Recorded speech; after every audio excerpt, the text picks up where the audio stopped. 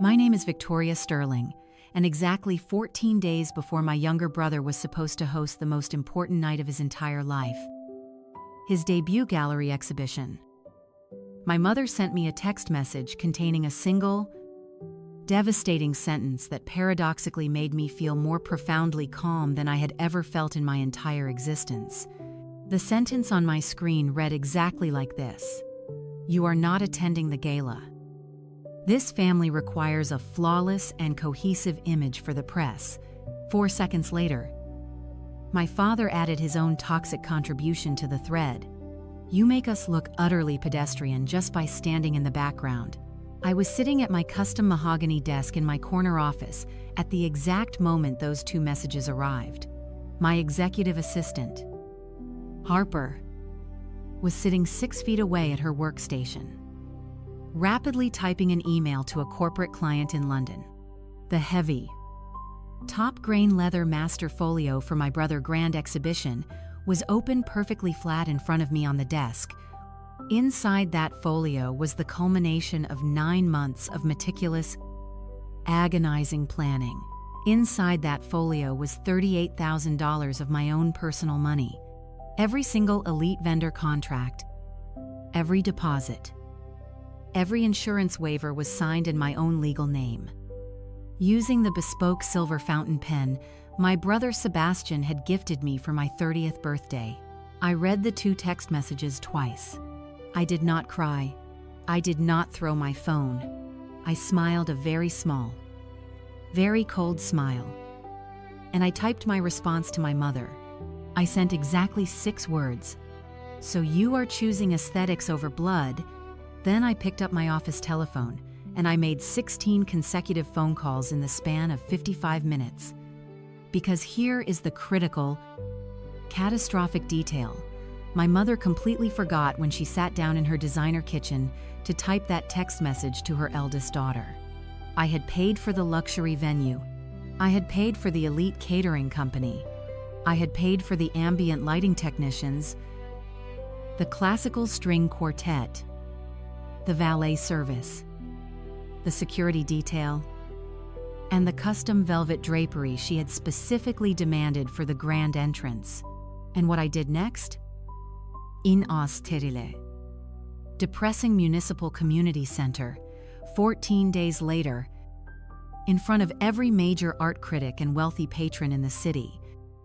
No one in that toxic family could have ever anticipated in their wildest nightmares.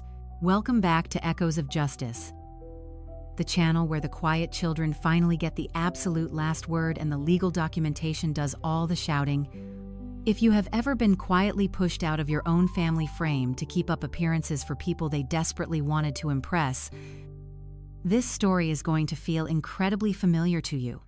Drop a comment with the word receipts if you have ever held the financial paperwork your family forgot you possessed. And please subscribe to the channel, because what happened at that municipal community center is a story I am still telling my corporate clients a full year later. I am the founder and CEO of a boutique corporate events and luxury hospitality firm called Sterling Aesthetics. It is named after my own last name, but I use it as a shield. When I was 22 years old and dropping out of my university business management program to start my own company, my father told me I was entirely too bland and uncharismatic to ever build a brand of my own. He said it while standing in our childhood kitchen, sipping his expensive scotch, while my mother nodded in silent agreement, carefully polishing the marble countertops. I remember looking at them and thinking that was perfectly fine. I would just build an empire without their approval, and I would make sure they never saw the foundation. That was over a decade ago. Sterling Aesthetics now operates with a full-time staff of 8 brilliant coordinators. We handle high-end restaurant launches, massive corporate galas, and exclusive gallery openings across the entire metropolitan area. We are not loud. We are not flashy. And we do not beg for attention on social media. We are incredibly reliable, fiercely competent. And the top-tier vendors in this city know my voice the very second I call their private numbers. 9 months before those text messages arrived to shatter my afternoon, my younger brother Sebastian had called me in absolute tears. He is a phenomenal talent, a sculptor who works with kinetic metal and light, and he had just secured a massive, life-changing grant from Arthur Pendleton. Arthur Pendleton is a billionaire art collector, a notoriously private man, and the most influential cultural patron in our half of the country. Sebastian was getting his very first solo exhibition. It was the kind of opportunity that launches a career into the stratosphere overnight. Naturally, my mother had immediately swooped in and completely taken over the event planning.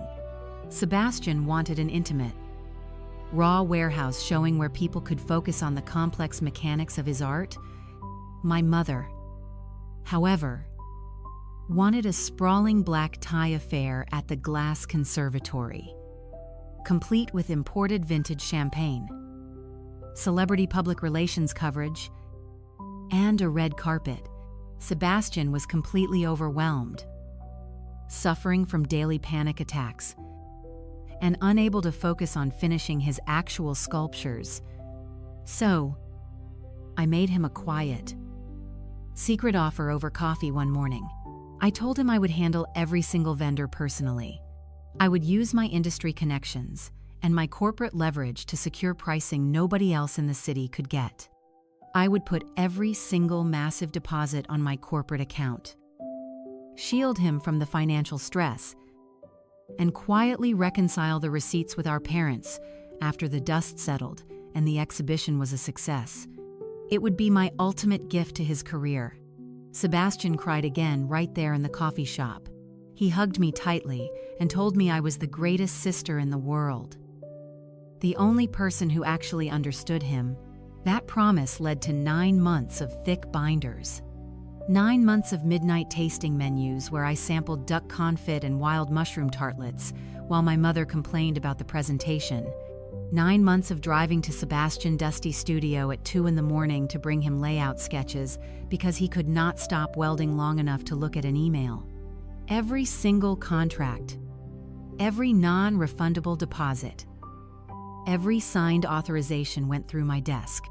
The silver fountain pen clicked open. The dark ink dried on the heavy paper.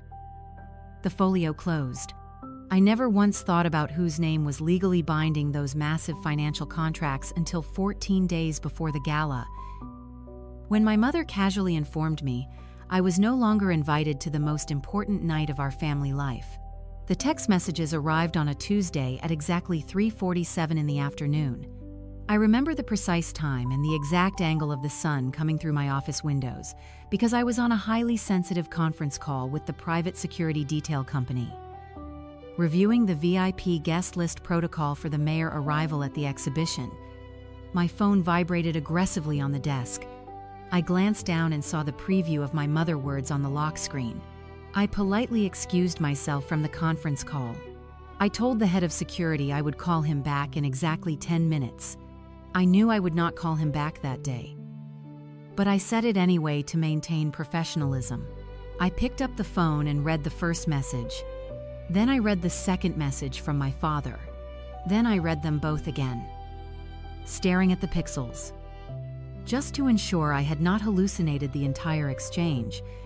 You are not attending the gala. This family requires a flawless and cohesive image for the press. You make us look utterly pedestrian just by standing in the background. I felt absolutely nothing for about 4 agonizing seconds. The world simply stopped spinning. Then, I felt something very specific rising in my chest. It was not burning anger, and it was not crushing sorrow. It was something much colder, much sharper, and infinitely more dangerous.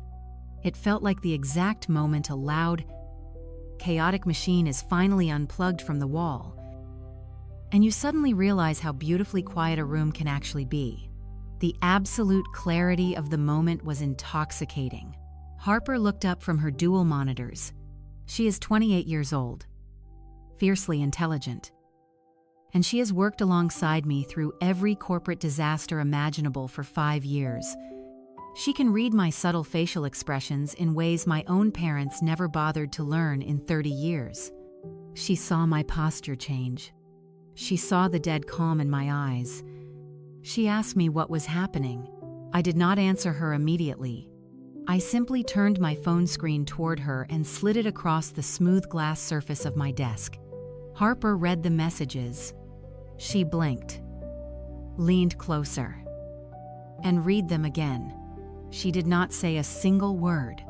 She just slowly closed her laptop lid, pushed her keyboard away, and looked at me, waiting for the command she knew was coming. I pulled my phone back and typed my response. "So you are choosing aesthetics over blood." I hit send, tossed the phone face down onto the desk, picked up the silver fountain pen, and opened the heavy leather master folio. The very first vendor on the master list was Sovereign Catering. I dialed their private office number from memory. I had a grand interview, high society gala to completely dismantle, piece by piece. But to fully understand why my mother typed those exact, venomous words, you have to understand the preview dinner that happened 3 months prior. 3 months earlier, Arthur Pendleton had hosted an intimate, highly exclusive dinner party at his private estate for Sebastian and the core exhibition team. The Pendleton family represents old legacy wealth. They are 4 generations of quiet, untouchable money. They are also, importantly, not the kind of people who announce their wealth with flashy logos or loud behavior. They prefer discussing philanthropy, historical architecture, and global markets in hushed tones. My mother had been virtually starving herself for that dinner since the day Arthur sent the heavy cardstock invitation. She bought a new, ridiculously expensive designer gown that she could barely afford. She wore her vintage pearl and diamond brooch, the one she only brought out for what she considered high society moments, treating it like a royal badge of honor. She had spent a week practicing her elegant laugh in the mirror, rehearsing talking points she found in cultural magazines just so she could sound sophisticated. I drove myself to the estate that evening. I wore a perfectly tailored, sharp black suit I already owned. I was the only person in our family not wearing something with the price tags freshly removed that afternoon. Arthur Pendleton was the very first person to approach me during the cocktail hour. He is in his late 60s, impeccably dressed in a custom suit, with sharp, endlessly observant eyes that miss absolutely nothing. He walked right past my mother, who was still frantically adjusting her posture near the grand entrance, and came directly to my quiet corner of the room. He extended his hand, introduced himself, and told me he immediately recognized my company name on the logistical emails. He asked if I was the lead architect behind the massive, highly publicized charity gala at the Modern Art Museum the previous winter. I told him yes. That was my team's entire operation. He smiled, and he spent the next 45 minutes asking me highly technical, complex questions about crowd flow dynamics, aggressive vendor negotiations, risk management, and how I handled crisis control during live, million-dollar events. He was the most intellectually engaged, genuinely interested adult I had spoken with in 5 years. We spoke as absolute equals. I caught my mother watching us from across the massive drawing room. Her diamond brooch was catching the light of the crystal chandelier, but her face was twisting into a dark, ugly expression I could not quite decipher at the time. My Aunt Patricia walked over, grabbed my mother by the elbow, and pulled her toward the outdoor terrace. I watched my aunt lean in and whisper something furiously into my mother's ear. My mother's face went pale, and then she nodded tightly. Her eyes locked onto me with pure resentment. At the end of the evening, Arthur Pendleton shook my hand warmly in front of my entire family. He told me Sebastian was incredibly fortunate to have a brilliant strategist like me in his corner, and that he looked forward to seeing my flawless execution at the gala. I drove home that night thinking the evening had been a massive, unmitigated success for our family. I had absolutely no idea I had just sent my mother into a 4-month spiral of deep, toxic social insecurity that would ultimately destroy her. Back in my office, staring at the open folio, Harper finally broke the heavy silence. She asked me very carefully, keeping her voice low, if we were canceling Sebastian exhibition entirely. I looked up from the master folio. I told her we were only canceling the vendors. Whether or not there was an exhibition in 14 days was entirely up to my mother and the Pendleton Board of Directors. I just absolutely refused to be the one funding it with my company money. Harper nodded slowly, understanding the sheer magnitude of the financial destruction I was about to unleash. She pulled out a fresh legal pad and asked me to walk her through the contracts. I turned to the index page. 15 premium, highly sought-after vendors. The Glass Conservatory for the venue.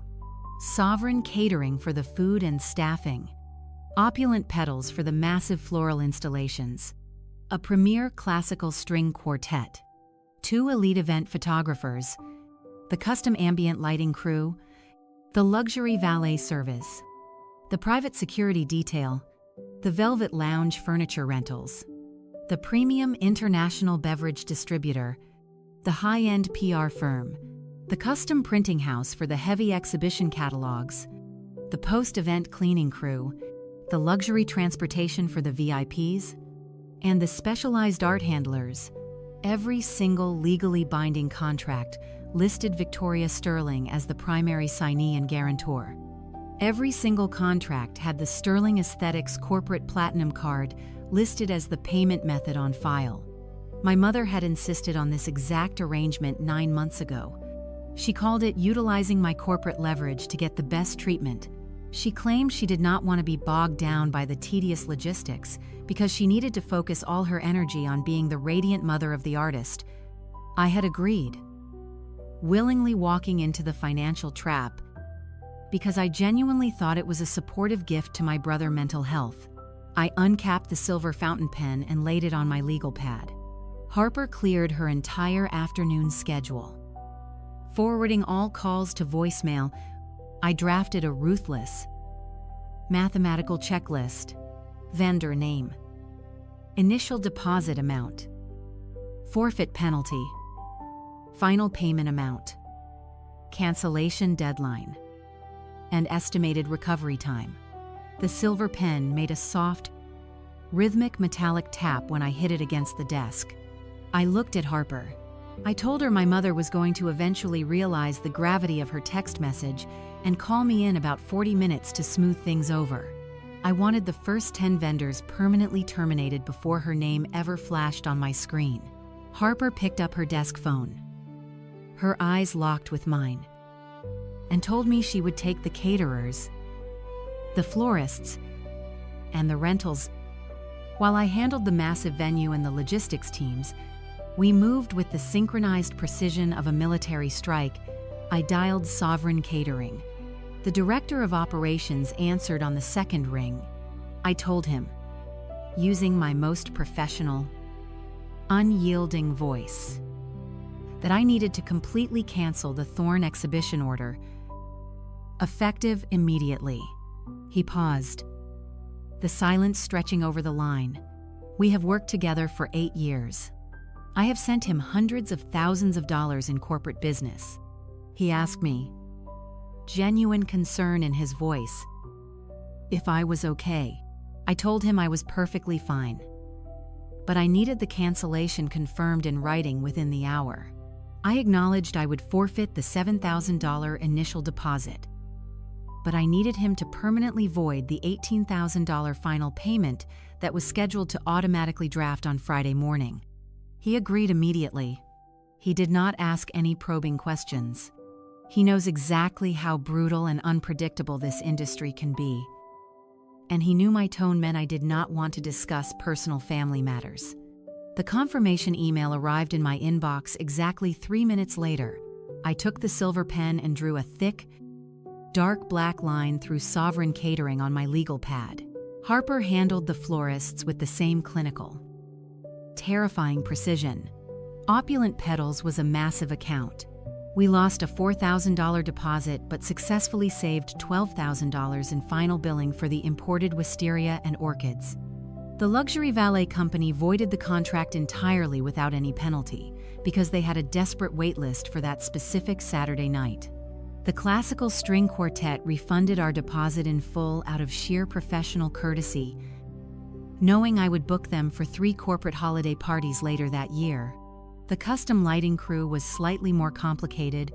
They had already built the complex rigging plans for the sculptures. I told the owner to keep the design blueprints, keep the deposit, and apply the entire balance to my upcoming winter corporate gala at the museum. He happily agreed, thrilled to secure guaranteed future work. Line after line, vendor after vendor. 10 massive contracts terminated in 28 minutes. The silver fountain pen was growing warm in my hand from the friction. I muttered quietly to myself as I crossed off the premium international beverage distributor, permanently voiding the imported champagne order. I whispered to the empty room that pedestrian people do not usually manage international luxury logistics. Harper heard me, but she did not laugh. She just kept dialing the next number. We had 5 vendors left. My cell phone started vibrating aggressively against the mahogany desk at exactly 4:22 in the afternoon. The first incoming call was from my mother. I stared at the screen and let it ring. I ignored it. The second call came immediately after. Ignored. The third call went directly to voicemail. I did not listen to it. The fourth and fifth calls arrived back to back at 4:31. I picked up the phone, turned the ringer completely off, and flipped it face down. I absolutely refused to be the one who lost focus. I was not going to let her interrupt the demolition. At 4:36, my phone lit up with a text message from Sebastian. It said, "Victoria, please answer the phone. Mom is crying and says you are acting completely unhinged and threatening to sabotage the gala. Please just talk to me. I am having a panic attack." I read the message carefully, feeling a pang of guilt for my brother. But I pushed it down. I did not reply. Harper looked at me and asked what Sebastian had said. I told her that our mother was spinning a rapid narrative to play the victim. Our mother had not told Sebastian what she actually texted me. She was telling him I was having some sort of jealous mental breakdown and trying to ruin his life out of spite. Harper nodded, her face hardening, and handed me the cancellation confirmation for the Velvet Lounge furniture rentals. I drew another thick black line. By 4:50, the text messages were flooding in like a digital avalanche. Messages from my mother pleading for me to be reasonable. Messages from my father demanding I answer the phone like an adult. Messages from Aunt Patricia telling me I was being deeply selfish, vindictive, and dramatic. I ignored every single one of them. I had the glass conservatory venue left to cancel, and I wanted to handle the biggest piece of the puzzle personally. I checked the master folio. The venue contract was the most expensive, critical piece of the entire night. $28,000 in final payment scheduled to automatically draft on Friday morning. The cancellation penalty was a brutal 5. Non-refundable $8,000 deposit forfeit. I picked up the phone and dialed Julian, the senior director of operations at the conservatory. Julian answered with his usual polished, theatrical greeting. I cut him off. I told him I was pulling the plug on the Sebastian Thorne exhibition. I needed a total, absolute cancellation processed before the end of the business day. Julian was silent for several agonizing seconds. He reminded me, his voice tight with panic, that the final $28,000 was set to draft in exactly 3 days. He warned me I would lose the $8,000 deposit permanently, and that the Pendleton board would be furious. I told Julian to keep the deposit, stop the final draft, and send me the legal termination paperwork immediately. Julian took a very deep, shaky breath over the phone. He asked me if I fully understood what this would do to my family reputation, with only 14 days left until the most anticipated art event of the season. I told Julian my family had exactly 14 days to figure out their own reputation. And I had a pristine corporate bank account that I was absolutely no longer willing to drain for people who insulted my very existence. Julian processed the cancellation without another word of argument. The legal email arrived 16 minutes later. Subject line: The Glass Conservatory cancellation confirmation. Final billing completely voided. I drew the final, triumphant thick line through the venue. The master folio was officially empty. The gala was dead. I leaned back in my ergonomic leather chair and looked out the massive glass windows of my office. The city skyline was glowing in the late afternoon sun, casting long, beautiful shadows across the buildings. Harper asked me how I was feeling. I thought about it for a long, quiet moment. It felt like I had just paid the absolute cheapest psychological therapy bill of my entire life. Losing over $15,000 in deposits to legally sever myself from people who called me pedestrian was the greatest bargain I had ever struck. My mother arrived at my office lobby at exactly 6 o'clock that evening. I had ordered Harper to go home at 5:30. She had resisted, wanting to stay and act as a witness to support me. But I insisted she leave. There was absolutely no reason for her to witness the pathetic, dramatic theater that was about to unfold. The heavy glass doors of my executive suite swung open violently, and my mother marched in. She was wearing her pristine beige trench coat, flawless, untouchable makeup, and the rigid posture of a woman preparing to discipline a disobedient toddler. I did not stand up from my desk. I did not close the master folio. I did not put the silver fountain pen away. I just sat there, waiting. She attempted the warm, maternal approach first. She used a soft, condescending voice, walking toward my desk and asking me to sit down and talk through my complicated feelings. I told her I was already sitting. She immediately pivoted to boiling anger when the maternal act failed. She slammed her hand hard on the edge of my mahogany desk and told me I was embarrassing the family, acting like a petulant child, and ruining Sebastian's big moment out of pure, unadulterated spite. I looked at her with zero emotion. My heart rate did not even elevate. I calmly explained to her that every single elite vendor I had contracted for the gala had been legally terminated as of 5 o'clock that afternoon. All 15 vendors had confirmed the cancellations in writing. The Glass Conservatory had officially released the date back to the public market. The Pendleton Board of Directors no longer had a venue, a katia, a production team, or a single drop of alcohol. The color drained from my mother's face in two distinct, fascinating waves. First, her lips went completely pale, and then the skin around her eyes turned an ashen, sickly gray. She gripped the edge of the desk to steady herself. She accused me of bluffing, claiming I would never throw away that much money. I slid the thick stack of printed cancellation emails across the glass desk directly toward her. I told her she was completely free to call Julian at the conservatory herself to verify the voided contracts. I watched her stare at the papers, her eyes darting across the staggering financial numbers. I watched her struggle to form words. Absolutely nothing came out of her mouth. I tilted my head slightly and delivered the final, calculated blow. I told her I completely understood if she preferred not to call the vendors directly, because pedestrian people rarely have direct access to luxury venue directors anyway. Her eyes fluttered closed for a fraction of a second, the word landing exactly where I aimed it. I added that since pedestrian people were apparently banned from high society galas to preserve a flawless image, I was deeply confused as to why she was currently standing in my corporate office. She turned around, her trench coat swirling, and walked out of the suite without uttering another syllable. I stood by the window and watched her cross the expansive parking lot. She stopped by her leased luxury sedan, pulled her phone from her designer purse, and began pacing frantically across the asphalt. She was gesturing wildly with her free hand, clearly having a meltdown.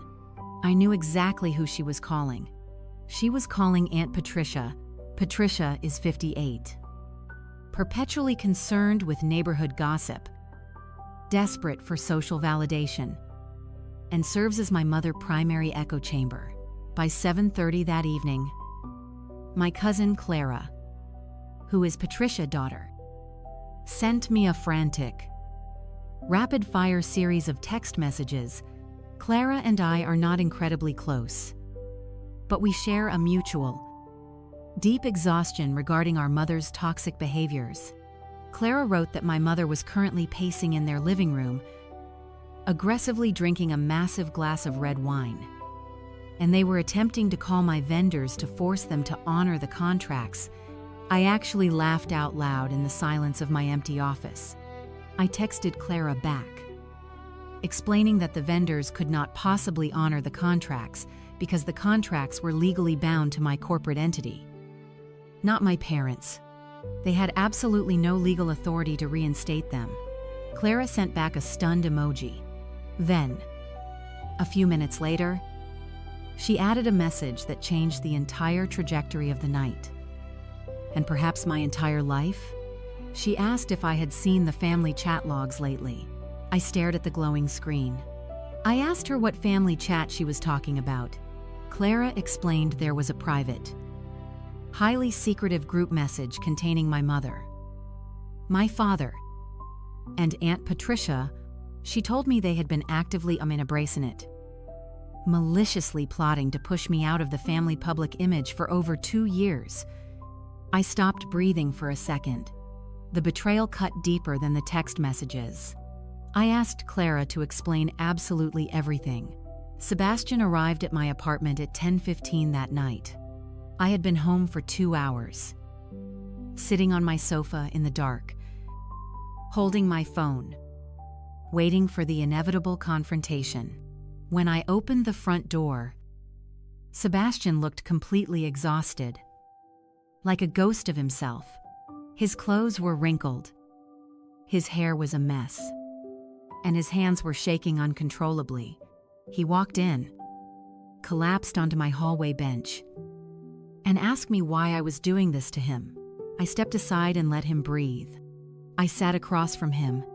I asked him if he was aware that our mother had explicitly, in writing, texted me that I was not welcome at his gala because I ruined their cohesive image. I told him our father had followed up by calling me pedestrian and an embarrassment to stand next to.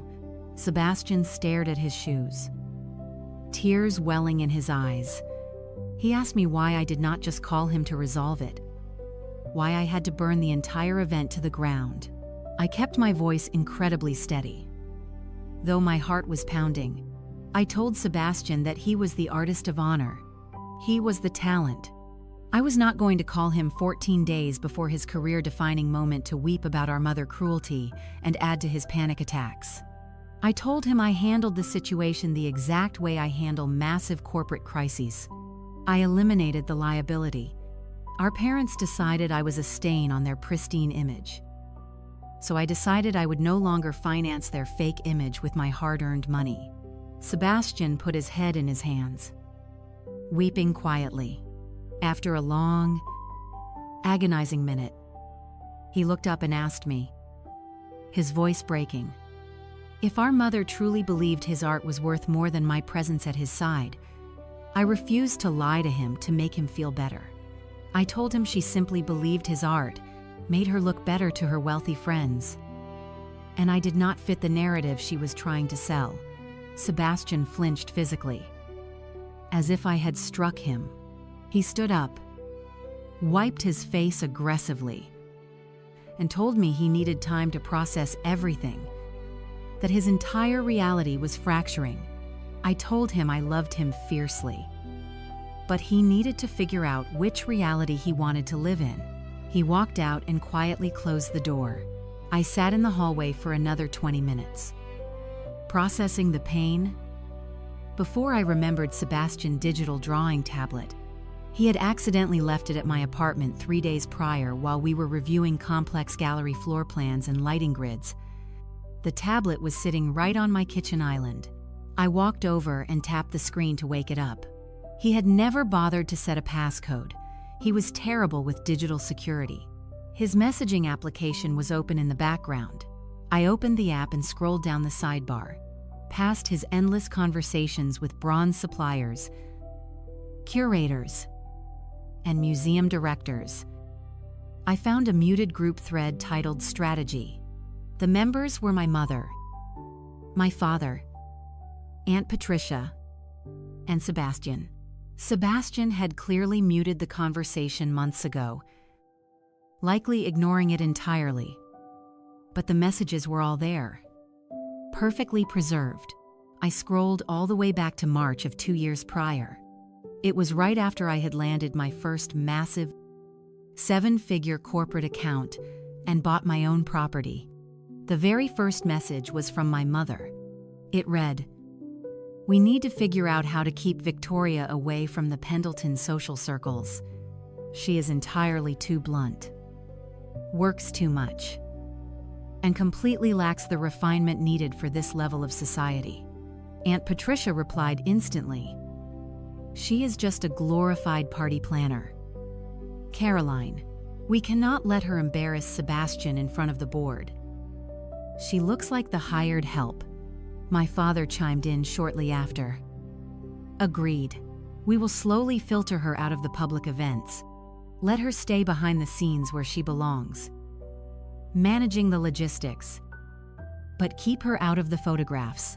I stood in the cold glow of the kitchen pendant lights and read 2 years of systematic, relentless character assassination. In September of last year, my mother wrote that she was terrified I would accidentally mention the realities of my business to Arthur Pendleton and expose them as a working-class family pretending to be legacy wealth. In December, they extensively planned to fake a family emergency to prevent me from attending a prestigious charity auction. And finally, 8 days ago, my mother wrote the final, damning directive. She stated they needed to formally ban me from the gallery opening. But they had to manipulate the narrative perfectly so Sebastian would believe I was throwing a jealous tantrum and refusing to attend out of spite. I did not shed a single tear. The sadness was completely gone, replaced by a cold, calculating drive. I uncapped my silver fountain pen, pulled out a fresh legal notepad, and meticulously documented every single timestamp, every sender, and the exact phrasing. I took high-resolution photographs of the tablet screen using my phone, ensuring the glare did not obscure the words. I captured every cruel word, every calculated lie, and every piece of indisputable evidence. I packaged the entire folder of images and sent them to my best friend from college, Elena, who works as a ruthless corporate litigator downtown. Elena texted back 3 minutes later, despite the late hour, with 2 words, absolute receipts. She immediately advised me not to post them online, not to engage in a public screaming match, but to hold them tight until the perfect, most devastating strategic moment. I agreed completely. I put the tablet back on the island, exactly where I found it, and finally went to sleep. My mother called Arthur Pendleton the very next morning. I know this because Clara texted me live, play-by-play updates from her house, where my mother was operating her crisis center. My mother had spun a tragic, elaborate tale to the billionaire patron, claiming I had suffered a severe, unexpected nervous breakdown, canceled all the luxury vendors in a fit of manic, uncontrollable jealousy over my brother's success, and completely abandon the family in their time of need.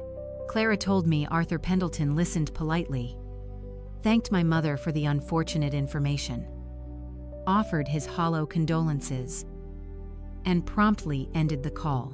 4 hours later, the senior executive assistant for Arthur Pendleton called my private office line. She was incredibly professional, her voice betraying absolutely no emotion. She stated that Mr. Greydellers, Pendleton would like to invite me to his private penthouse for morning espresso on Friday at exactly 10 o'clock. She politely requested that I bring any and all documentation related to the gala planning, including financial invoices, contracts, and proof of payment. I told her I would absolutely be there. Friday morning arrived. The Pendleton penthouse occupied the entire top floor of a massive glass tower downtown. There was no aggressive security, no intimidating guards, just quiet, incredibly efficient staff who knew exactly who I was. Arthur Pendleton greeted me in his personal library. The room smelled of old paper and expensive leather. He was wearing a casual but immaculate cashmere sweater and pouring the espresso himself from a silver machine. He offered me a delicate cup and asked me to sit across from his massive, antique oak desk. He did not waste a single second on pleasantries. He looked at me over his cup and asked me directly what in the world was happening with Sebastian exhibition. I opened the master folio and placed 3 highly important documents on the polished oak surface. The first was the detailed spreadsheet of canceled luxury vendors, totaling over $38,000 in lost deposit value. The second was the original, fully executed contract for the Glass Conservatory, bearing my corporate seal and signature. The third was the certified bank statement, proving that every single massive deposit had originated directly from my personal business accounts, not my parents'. Arthur put on his wire-rimmed reading glasses and studied the documents in total, unbroken silence for 5 agonizing minutes. When he finally looked up, his expression was completely unreadable. A masterclass in stoicism. He mentioned, his voice deceptively mild, that my mother had explicitly told him at the dinner party that my event planning was a minor, struggling weekend hobby I did for extra cash to pay my rent. I looked him dead in the eye, unapologetic, and told him Sterling Aesthetics generated over $2.5 million in gross revenue last year. I told him I held exclusive, heavily negotiated vendor rates that his own highly paid corporate fixers could not secure if they tried. Arthur leaned back in his leather chair, a faint smile playing on his lips. He asked me why my mother would lie so aggressively, so foolishly, about my clear success. I told him the absolute truth. I told him my competence, my self-made wealth, and my independence threatened the fragile, carefully constructed high society illusion she was desperately trying to project to legacy families like his. I told him she needed me to be a failure so she could play the role of the benevolent, wealthy matriarch. Arthur nodded slowly, completely processing the dark psychology of the situation. He had dealt with social climbers his entire life. Then he asked me the most important question of the morning. He asked what I wanted to happen next. The exhibition was only 8 days away, and it was currently a logistical black hole.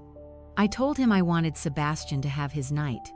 Sebastian was a brilliant, once-in-a-generation artist, and he absolutely did not deserve to be collateral damage in our parents' pathetic social climbing war. I told Arthur I simply wanted the Pendleton Board of Directors and the elite society of the city to know exactly who was financing the grand illusion. Arthur slowly removed his glasses, wiping them with a silk cloth. He asked me if I wanted to attend the event. I told him I would only attend if I was officially invited by the host, because my parents had formally, explicitly banned me from the premises. Arthur reached into his heavy oak desk drawer, pulled out a thick, cream-colored invitation card with gold foil lettering and signed his own name across the bottom in bold ink. He handed it to me and told me I was officially his personal VIP guest. Before I left the penthouse, Arthur asked me one final question. He asked if my parents truly actually used the word pedestrian to describe their own daughter. I did not say a single word in response. I simply reached into my folio and handed him the printed, high-resolution photographs of the 2-year-long group chat. He read through the pages. His jaw tightened visibly, a muscle ticking in his cheek.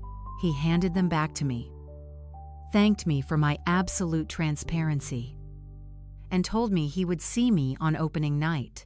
The ensuing week was a spectacular, tragic display of desperation from my parents.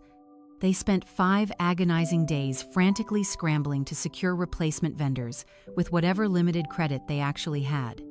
Because it was the absolute height of the autumn luxury event season, every single premium venue in the city was completely booked.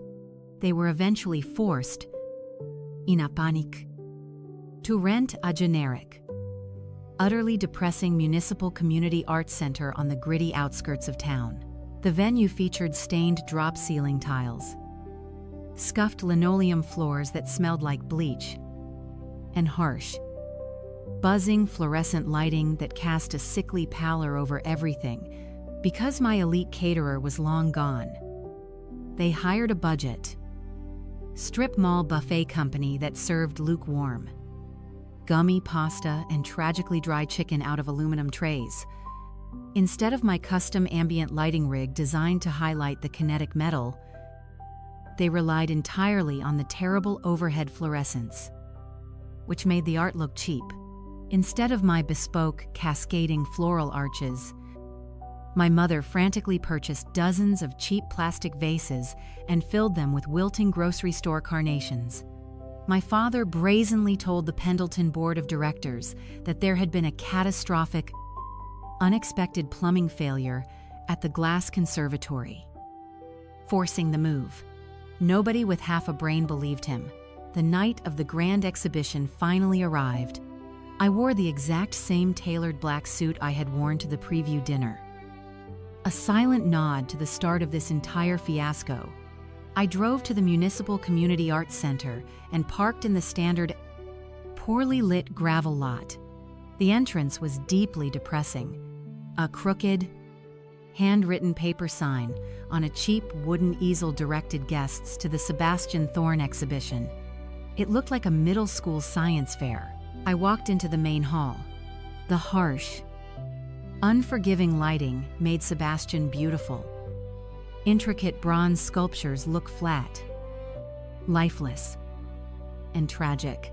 My mother was standing near the entrance, wearing a forced, terrifying smile, desperately trying to network and schmooze with the elite art critics and wealthy patrons who all looked visibly uncomfortable eating budget pasta off flimsy paper plates while standing on linoleum.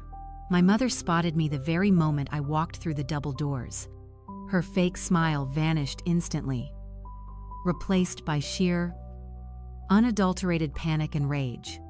She marched across the scuffed floor, her designer heels echoing loudly in the cavernous, cheap space.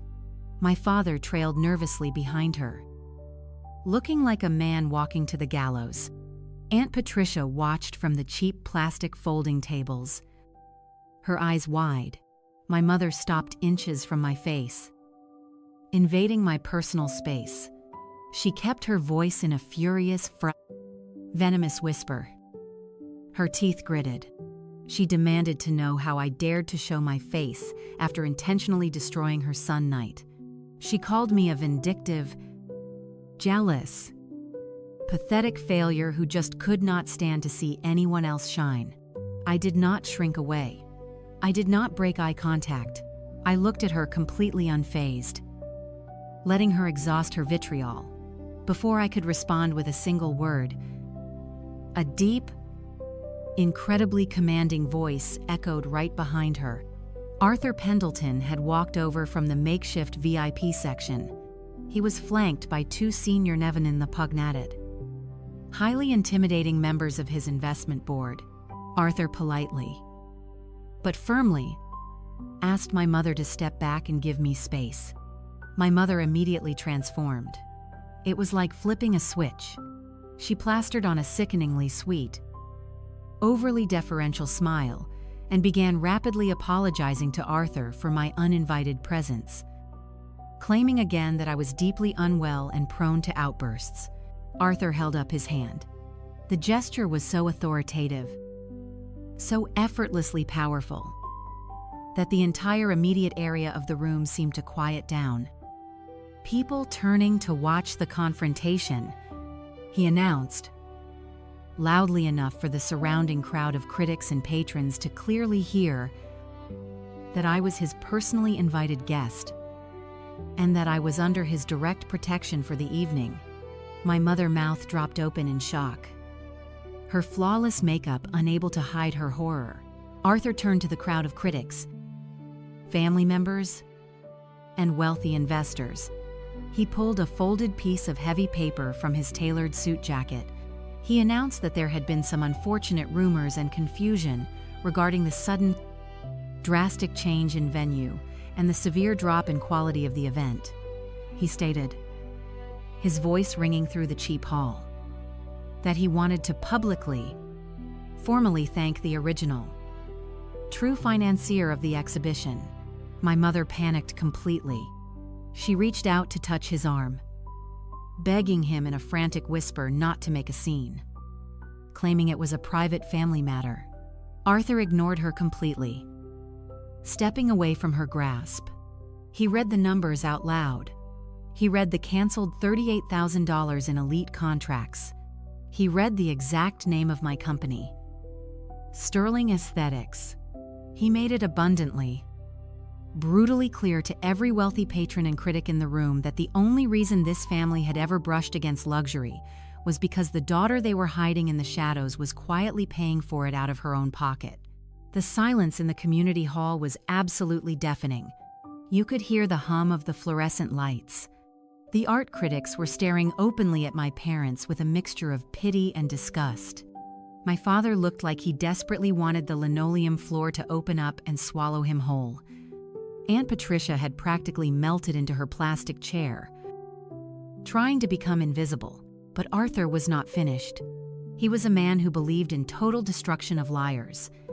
He pulled out a second stack of papers from his jacket, the printed chat logs. He looked directly at my mother, his eyes cold and hard, and told her that he absolutely despised social climbers who abused their own successful children just to manufacture a fake pedigree for themselves. He did not read the cruel chats out loud to the crowd. He had too much class for that, but he handed the thick stack of printed evidence directly to Sebastian, who was standing frozen, pale as a ghost, near his central kinetic sculpture. Sebastian looked at the pages. He immediately recognized his own tablet interface. He saw the dates. He saw the word pedestrian. He saw the 2-year-long, calculated plot to erase his sister from his life. Sebastian looked up at our mother with an expression of pure, unadulterated disgust and profound betrayal. My mother tried to speak, tried to defend herself, but she was visibly hyperventilating. She looked around the room, making eye contact with the wealthy patrons she had worshipped for years, realizing that her entire social standing, the fake empire she had spent decades building on lies, had just evaporated in less than 5 minutes. The elite society she craved so desperately was looking at her like she was radioactive waste. I did not yell. I did not gloat. I did not cause a scene. I simply stepped forward, closing the distance between us, and looked my mother directly in the eyes.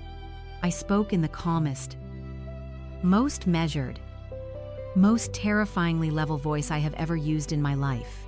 I told her that she spent 2 years trying to manipulate me out of the picture because she was absolutely terrified people would eventually realize I was the one building the entire frame. I told her I did not need her cohesive image, because I own the entire gallery. Then, I turned to Sebastian. I told him his sculptures were magnificent, truly breathtaking, and that he deserved a much better debut than this pathetic room, but that his talent would outshine the linoleum. I kissed his cheek, turned on my heel, and walked out of the community center, my heels clicking rhythmically. Arthur Pendleton nodded at me with deep respect as I passed him.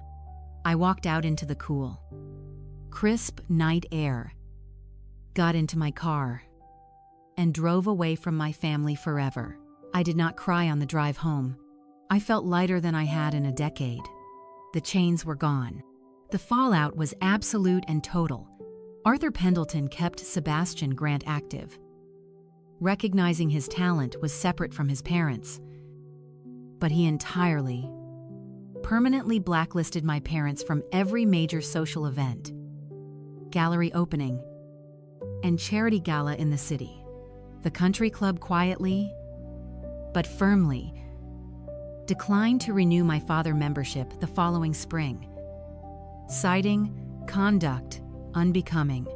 Aunt Patricia stopped speaking to my mother entirely, viciously blaming her for the public humiliation that had tarnished her own desperate social standing. Sebastian came to my office a week later, looking shattered but clear-headed. He apologized profusely, crying in my office, admitting he had been cowardly, blind, and too absorbed in his own art to see the abuse. We are slowly rebuilding our relationship on my strict terms, and he has moved out of their house. 6 months later, Sterling Aesthetics doubled its annual revenue.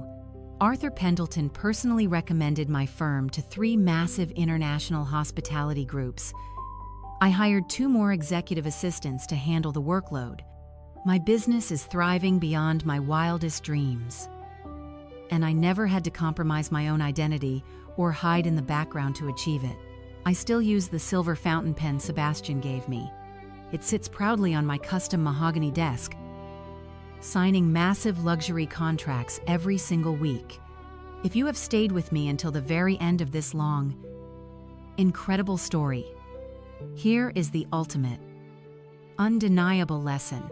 When toxic people accuse you of not fitting into their image, when they call you pedestrian, or try to force you into the shadows, it is usually because they are absolutely terrified that you are capable of outshining their entire existence. My parents built their self-worth on a fragile, pathetic ladder of lies and other people's money. When I finally proved I could afford to buy the entire building, I became a threat that had to be neutralized. Hold on to your receipts. Save the text messages. Build your own empire in total silence. And when the time finally comes, do not scream. Do not argue. And do not plead. Just let the paperwork do the talking. Drop a comment below with your own stories of vindication. Hit subscribe, and I will see you in the next video.